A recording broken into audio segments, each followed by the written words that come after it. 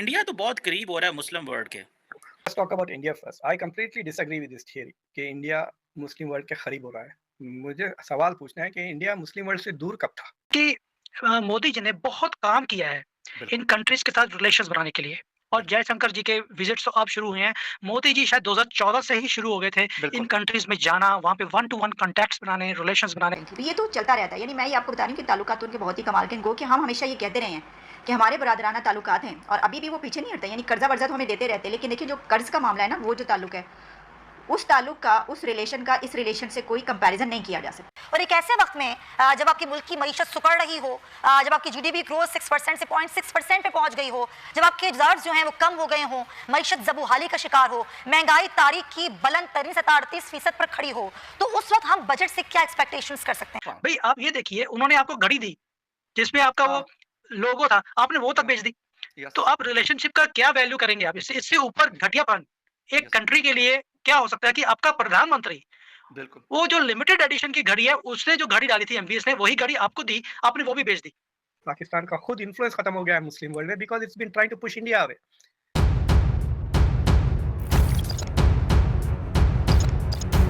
तो नमस्कार दोस्तों, जय हिंद। स्वागत है आपका पाकिस्तानी मीडिया से जुड़ी एक और फ्रेश और मज़ेदार वीडियो में। तो दोस्तों, सऊदी अरब के क्राउन प्रिंस मोहम्मद बिन सलमान G20 की मीटिंग में भाग लेने भारत आएंगे। उन्होंने शुक्रवार को टेलीफोन से हुई बातचीत में प्रधानमंत्री नरेंद्र मोदी से ये बात कही। वहीं प्रधानमंत्री नरेंद्र मोदी ने सूडान में फंसे भारतीय नागरिकों को जद्दा के रास्ते निकालने में मदद के लिए सऊदी अरब के क्राउन प्रिंस मोहम्मद बिन सलमान को धन्यवाद कहा। पीएम ने गुरुवार को क्राउन प्रिंस को टेलीफोन किया। इस दौरान दोनों के बीच वैश्विक महत्व के कई द्विपक्षीय और बहुपक्षीय मुद्दों पर बात हुई। सऊदी क्राउन प्रिंस मोहम्मद बिन सलमान ने बातचीत में G20 की अध्यक्षता पर चर्चा की। उन्होंने कहा कि उनका देश सऊदी अरब भारत की अध्यक्षता में हो रही G20 मीटिंग का पूरा समर्थन करता है। सलमान ने कहा कि वो G20 की मीटिंग में भाग लेने भारत आएंगे। दोनों नेताओं ने आगे भी आपसी संपर्क बनाए रखने की बात कही। इसी विषय पर पाकिस्तानी मीडिया का जोरदार रिएक्शन आया है।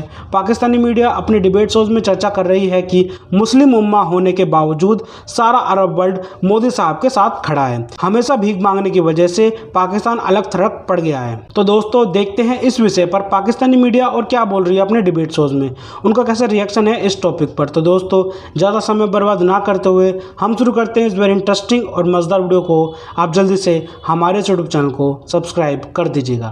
कि मोदी जी ने बहुत काम किया है इन कंट्रीज के साथ रिलेशंस बनाने के लिए और जयशंकर जी के विजिट्स तो अब शुरू हुए हैं। मोदी जी शायद 2014 से ही शुरू हो गए थे इन कंट्रीज में जाना, वहाँ पे वन टू वन कॉन्टैक्ट्स बनाने, रिलेशंस बनाने। तो उन्हें एक चीज समझ आ गई, जो मोदी जी ने बोला था, ये टाइम युद्ध का नहीं है, ये टाइम है अपनी कंट्री में गुर्बत खत्म करने का, डेवलपमेंट लेके आने का और अपने आप को इम्पोर्टेंट बनाने का वर्ल्ड में।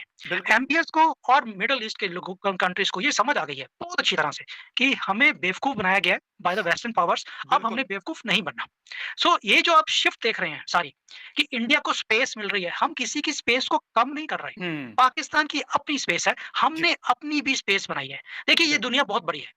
चाइना ने भी रिसेंटली बोला था कि दुनिया बहुत बड़ी है, इसमें दो उभरती हुई इमर्जिंग पावर्स के लिए इनफ स्पेस है, जिसमें चाइना भी अपनी स्पेस बना सकता है, इंडिया भी बना सकता है। तो अगर चाहे पाकिस्तान को कई बार लगता है कि भाई हमारी स्पेस कम हुई है, तो उस स्पेस को इंडिया ने ले लिया, ऐसा नहीं है। बहुत बड़ी दुनिया है और आपका दिल बढ़ाना चाहिए, फिर स्पेस कभी भी कम नहीं होती। और एमपीएस और मिडिल ईस्ट ने ये चीज दिखा दी है कि वी कैन को एग्जिस्ट। हम अगर चाइना के साथ भी रह सकते हैं तो अमेरिका के साथ भी रह सकते हैं, पाकिस्तान के साथ रह सकते हैं तो इंडिया के साथ भी रह सकते हैं और अपना फायदा देखिए। देखिए, आज की डेट में अगर एमपीएस अगर सऊदी अरेबिया को इंडिया के करीब लेकर आ रहे हैं, तो उसका रीजन भी है, एक इकोनॉमिक बेनिफिट है। आज हम दुनिया के शायद सेकंड या third largest oil consumer, which is a huge market for Saudi Arabia. लेकिन सुमित साहब, आपने एक बड़ी अच्छी बात की कि पाकिस्तान की स्पेस नहीं ली हिंदुस्तान ने, बल्कि हिंदुस्तान ने अपनी स्पेस क्रिएट की है। मैं बिल्कुल इससे एग्री हूं इस बात से।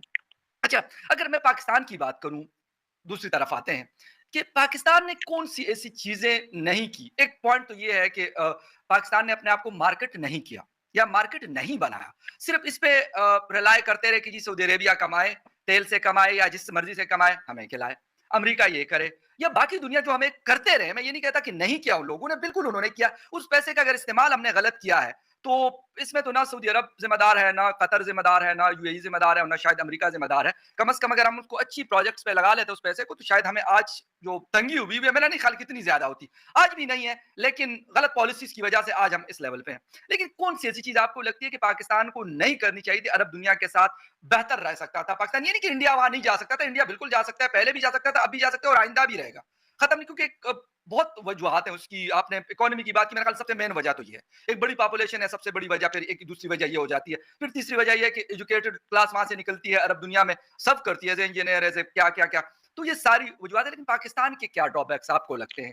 क्या आप कहते हैं कि देखिए पाकिस्तान ना करता तो शायद बेहतर पोज़ीशन पे? वकार भाई, पहली बात ये है कि इंडिया ने, मैं पहले बोला आपको, आपकी स्पेस कम करने की कोशिश नहीं करी, अपनी आई स्पेस एग्री बनाई विद है। यू। I 100% Pakistan agree. ने क्या किया, जो सबसे बड़ी गलती करी हमेशा, जी, कि इंडिया को बाहर रखने की जिद में जी। उन्होंने अपना केस कभी फॉरवर्ड ही नहीं किया।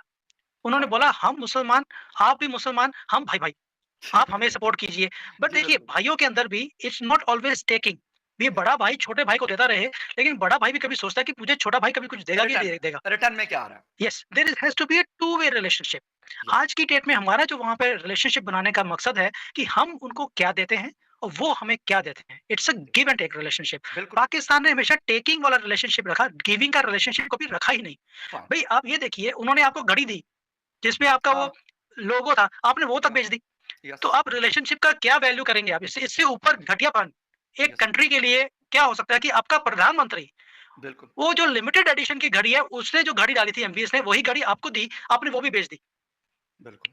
यस, और वो भी उस कंट्री से जहाँ से आपको मैक्सिमम एड आती है। बिल्कुल सही।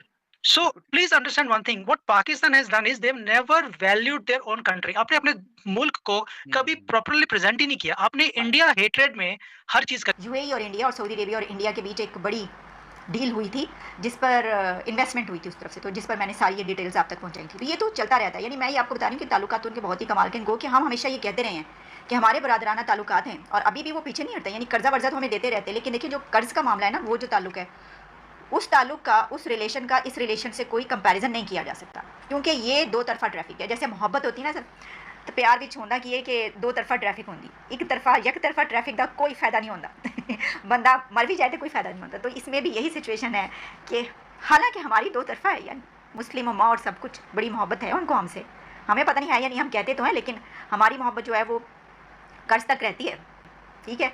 तो लेकिन इसको अगर देखें भी जी, तो वो तो नहीं, कोई बराबरी नहीं हो सकती, उनको हमसे कोई फ़ायदा नहीं है सच, सिवाय इसके कि वो ये समझते हैं कि हमारे अलायंस है, यानी हम इनको कुछ कहेंगे, जो भी कहेंगे हम मानेंगे, वो जो भी कहते हैं हम सर झुका के मानते हैं, और जो भी कहेंगे हम मानेंगे। उनको मालूम है कि एमबीएस हमारे मुल्क में भी विजिट तो करके जा चुके हैं, वो इमरान खान के दौर में उनकी बड़ी दोस्ती थी, लेकिन फिर बड़े मामला खटाई में पड़ गए, बहुत ख़राब हो गए। बड़ी कहा जाने लगा कि उन्होंने जो अपना जहाज़ दिया था उनको ले जाने के लिए, वो खान साहब ने उनको जो कुछ कह दिया था वो उन्होंने पता करवा लिया।